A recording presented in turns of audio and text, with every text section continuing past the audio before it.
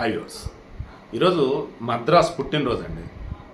చెన్నై ఉంది కదా, తమిళనాడు రాజధాని చెన్నై. దానికి స్టార్టింగ్లో మద్రాస్ అనే పేరు పెట్టుకున్నారు. ఎవరు? ఈస్ట్ ఇండియా కంపెనీ వాళ్ళు. వాస్తవానికి అక్కడ చెన్నపురి, చెన్నపట్నం అని ఉండే ఆ చుట్టుపక్కల గ్రామాలు వాటిని కలిపి వీళ్ళు మద్రాస్ అని పెట్టుకున్నారు. దాన్ని 1639 ఆగస్టు 22న ఆనాడు ఈస్ట్ ఇండియా కంపెనీ వాళ్ళు ఫౌండేషన్ వేసేసుకొని నెమ్మదిగా ఒక నగరాన్ని నిర్మించడం స్టార్ట్ చేశారు. వాస్తవానికి ఈ చెన్నపట్నం, చెన్నపురి ఇవన్నీ ఉన్నాయి కదా, ఇవి 2000 సంవత్సరాల క్రితమే చోళ సామ్రాజ్యం ఉన్నప్పుడే ఉందన్నమాట. బట్ సముద్రానికి దగ్గరికి వెళ్ళి ఒక నగరాన్ని నిర్మించడం మొదలెట్టున్నారు. ఏమంటారు, హార్బర్ అన్నట్టు కానీ, షిప్ యార్డ్ అన్నట్టు కానీ. దాన్ని సముద్రం దగ్గర నుంచి డెవలప్ చేస్తూ పోయారనమాట.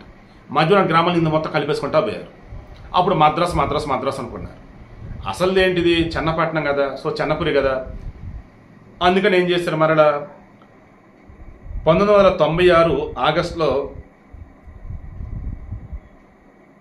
1996 ఆగస్టులో అగైన్ దీనిని చెన్నైగా మార్చున్నారు.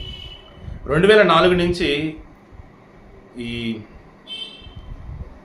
చెన్నై ప్రెస్టేజ్ ఫౌండేషన్ ఒక ఆర్గనైజేషన్ ఫామ్ అయిపోయి వాళ్ళు వచ్చేసి ఈ మద్రాసుకు సంబంధించి పుట్టినరోజు జరపాలని చెప్పేసి అనమాట ఎవ్రీ జరుపుతూ ఉంటారు. అలా ఈ ఆగస్ట్ 22 ప్రతి సంవత్సరం మద్రాసు జన్మదిన నాడు జరుపుతూ ఉన్నారు.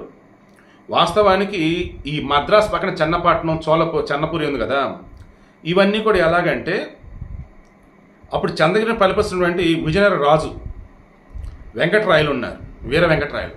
ఆయన ల్యాండ్ ఇచ్చున్నారన్నమాట వీళ్ళకి. అప్పుడు ఆ నగర నిర్మాణం ఇవన్నీ చేస్తూ ఉన్నారు వచ్చినటువంటి ఈ ఈస్ట్ ఇండియా వాళ్ళు వీళ్ళు. అంతా చేసినా కానీ అక్కడ ఉన్న పేరేంటి? చెన్నపట్నం, చెన్నపురి.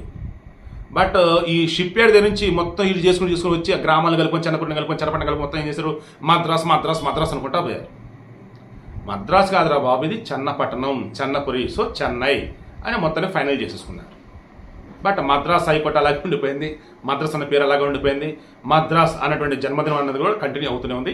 సో ఈరోజు మద్రాస్ సంబంధించి జన్మదినం అన్నట్టు.